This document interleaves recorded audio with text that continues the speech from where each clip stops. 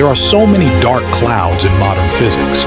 Let's go back to classic physics of early 1900s and ask classic questions for elemental particles. Maybe it is time to revisit quantum mechanics and theory of general relativity. This is our new direction of physics. Today we're going to present the second video of the new direction of physics I'm proposing. The theory is called self-interacting field theory. This is video number 2. In the last video we asked ourselves 6 classic questions. The first 2 are related to the field theory. So the question number 1, if there is a black hole, the space so curved, no particle will escape from the black hole. The question 1 is, what comes out of the black hole to grab the matter? Okay? You have a test particle outside the black hole. What comes out of the black hole to grab the test particle? Okay? The current physics say the field comes out of the black hole, field travels into a different, basically in a different space-time. It compared to other matters like photons. Okay? So my answer to that is say, okay, field also travel like photon, no black holes, or black hole doesn't interact with neighborhood.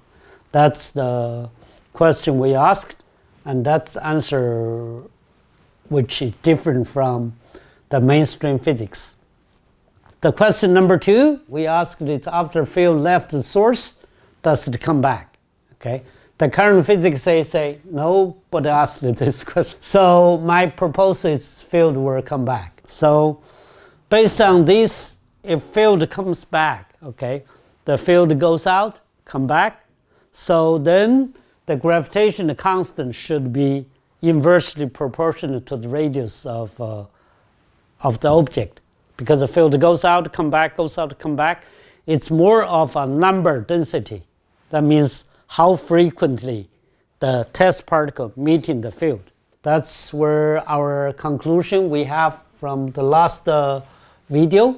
Okay, so for this video we're going to talk about the implications if the field travels like the particles with speed of light, okay, in its own space-time.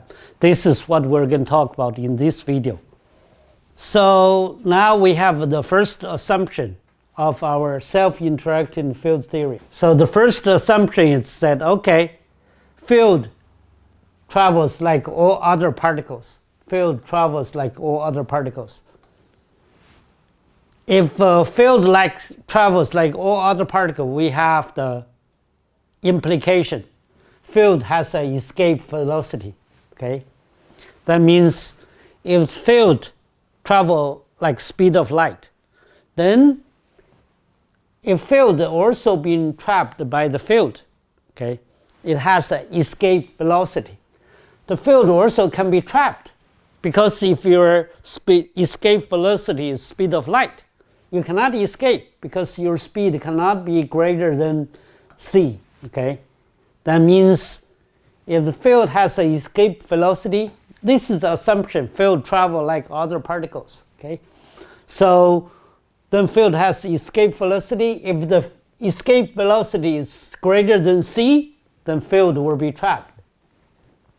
Field has to be self-interacting. That means in order for the field to be trapped, it has to interact with other field.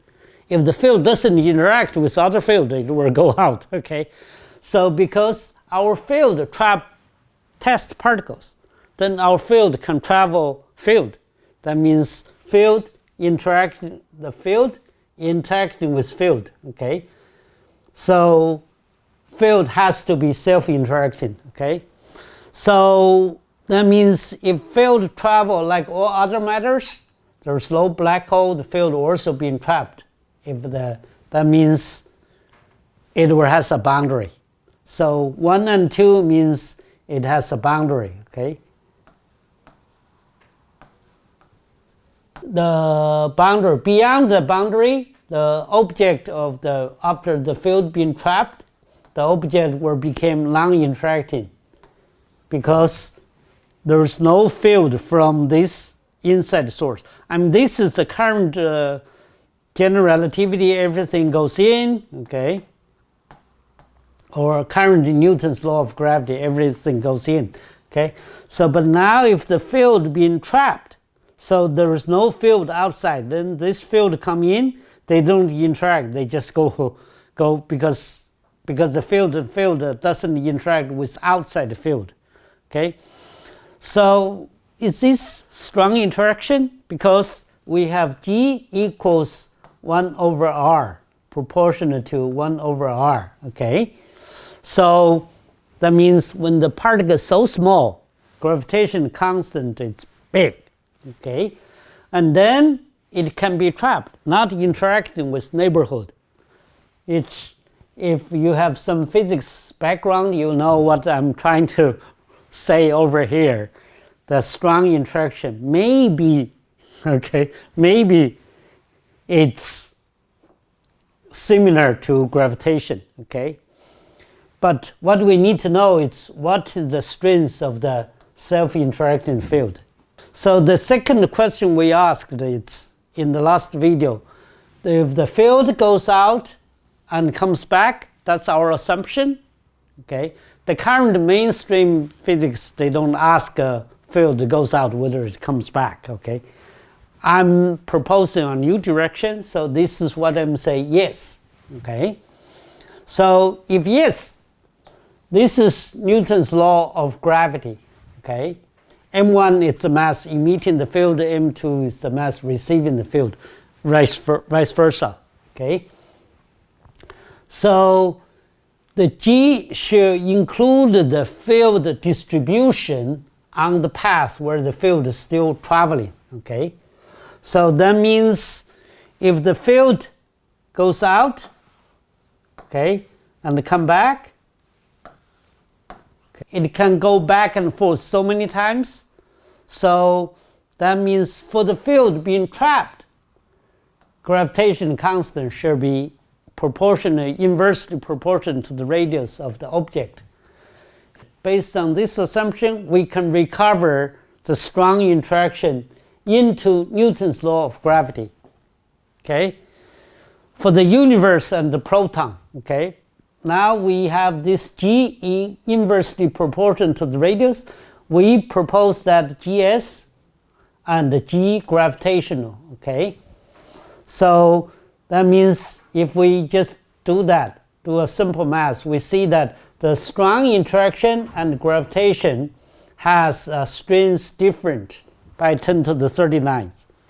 This is Dirac large number hypothesis. So the radius of the universe is 10 to the 39th of the radius of the proton, okay? So that means in the proton, the particle, the field goes out, come back so frequently, okay? If you have a test particle in the proton, so you are going to see the field so many times because they keep coming back and forth. But in our universe, the field goes out like forever, okay, many years. Even it comes back. I mean, the current physics, they are not even asked that question. Even if it comes back, it takes years to come back, okay? So this is why the strength is so different. But people say, hey, Q, we didn't see strong interaction in our body, I mean, in our macro scale. So this is why if we have the field being trapped, maybe the gravitation is protein, the field being trapped. Remember this number, 10 to the 39th. Based on this assumption, G is inversely proportional to 1 over R, okay? That's because field comes back. This is the frequency of how many times, okay, it bounces back and forth within a certain time. Because if it's proton so small, they go back and forth so many times. The universe so big, they go out, they didn't come back. So the interaction should be proportional to the number, how many times you meet each other. So let's see what the first question we asked, okay? So for Einstein's relativity is a tensor extension of Newton's law of gravity. For a spherical object, we have swatched out solutions, okay? So which the G00 metric, it's like that, okay? We have the gravitational field term in here. That's the metric, okay? That's the main part when in the weak field limit. That means in the gravitational weak field limit, okay, we have the G00 like that, okay? That's the main part of the weak field limit, okay, of general relativity. Now, we want to bring self-interacting part back, okay? Because we see that Einstein's metric, it's very similar to Newton's law, okay? So now if we allow the self-interacting Newton's law of gravity, we modify G by this, okay, gravitation constant. The last question we modify G by, okay, 1 over R. So now we bring another term. This is the first assumption we have. Because dr dt equals G0. In the general relativity, okay, dr dt equals G00, okay? Yeah, so if you see photon, if near the boundary G00, it's 0, okay? Near the black hole boundary, that's equal 0. That's at the black hole, okay? Yeah, at the black hole, G00 equal goes to 0. That means the photon near the black hole boundary, the speed goes to 0. They're going to stay in the boundary forever. So now if we take a physics assumption, that means the more time you're together, the more interaction you're having, okay? So because of that, the smaller the G00, the larger the gravitation, because you have more time to interact. What's interesting that it's Newton's law in the spherical coordinate. The area is r squared, okay? The area is r squared, okay? Yeah, I mean you have theta and phi, the two-dimensional, and the area is r squared, okay? So, but now we're looking into the third dimension. That means on the way of the particle traveling, okay? Either you come back or you have so many times, or you travel at a different, how to say that, dr dt. That means if we have a coordinate time, coordinate distance, the time you spend on a certain coordinate, longer time. So you have more, that means you go out over here, but you have, let's say the first, you have a field from here. Yeah, let's say this is 0.1 second, this is 0.2 second. You will have more chance to interact because dr dt, you stay more time with the test particles. So that means if we assume that, so we modify the metric, the time metric by G00, okay? This is our self-interacting. Because of the self-interacting, we modify G by that. I mean, we need 1 over R, okay? But R is a constant, so we don't consider it for now, okay?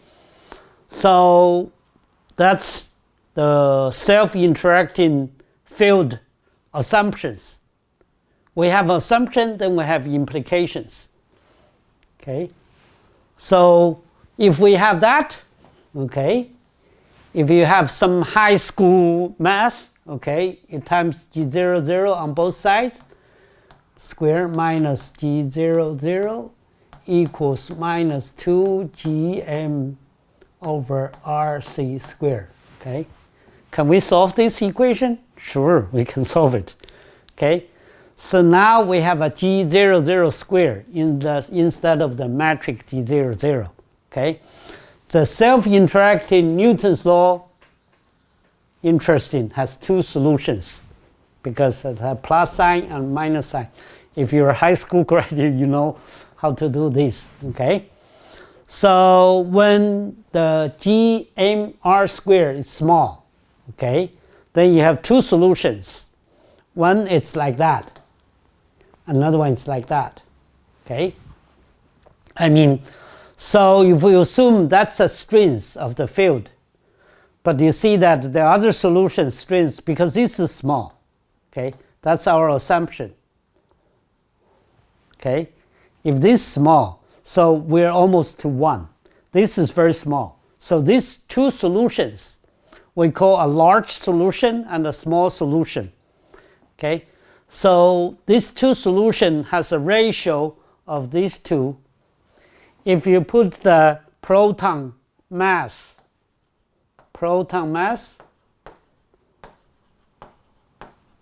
and proton radius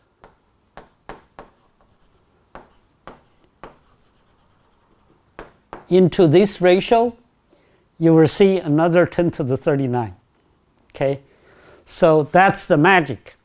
So the first solution, the first assumption we allow the field to come back, we have G proportionally to 1 over R. We got a 10 to the 39, okay? Now we assume they're self-interacting. We have two solutions. One solution is larger, one solution is smaller. They are also 10 to the 39th.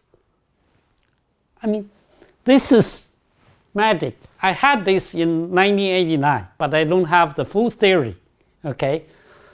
So after 40, 30 some years, now I see that I have the whole theory. That's why I want to present to the society, okay?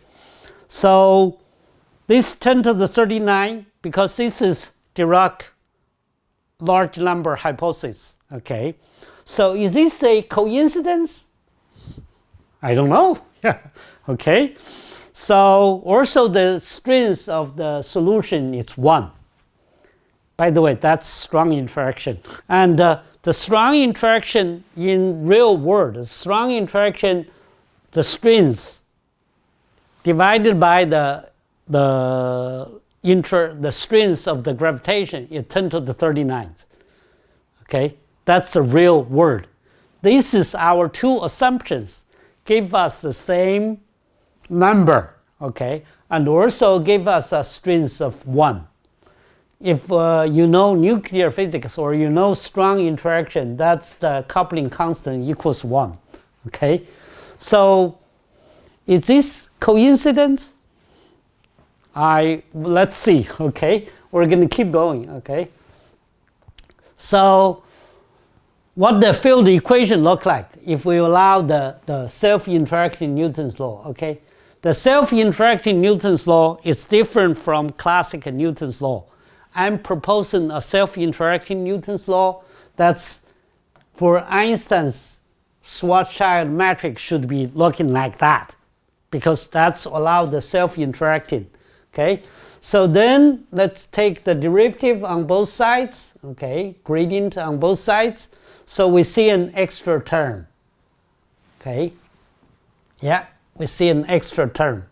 So this is what we call self-interacting term.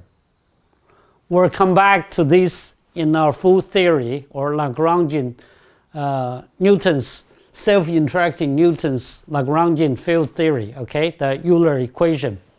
So we'll come back to this, but we see this term. This is an estimation. It's just a first guess, okay? We have assumption, we do a guess, we get something what we like, okay? So this is two assumption, two questions we asked, both, okay, gave 10 to the 39. So yeah, the strong interaction and this self-interacting Newton's law near the nuclei are not interacting with neighborhood matter. That means strong interaction and our self-interacting Newton's law, okay, are both not interacting with neighborhood, with the strings. I would want to write full equations of self-interacting Newton's law or full equation of general relativity with self-interacting property, then what look like? I think can be interesting. I had this long time ago, and then we keep going. Okay. So the next video we're going to talk, okay, it's a self-interacting Newton's law of gravity we derived from self-interacting field Lagrangian. Because we know self-interacting idea, so we have Lagrangian field theory, so we can derive that to see what we got, okay? But the interesting thing is the next video you're going to see that we have a something which self-interacting Newton's law give us some property what we just assumed, okay? So we can also show that the delta G00, okay, delta G00, this term, it's self-interacting, okay? Why we call it self-interacting? Because that's self-interacting, okay? Okay, so this is self-interaction term. We're going to talk about that in the next video. Thank you for watching.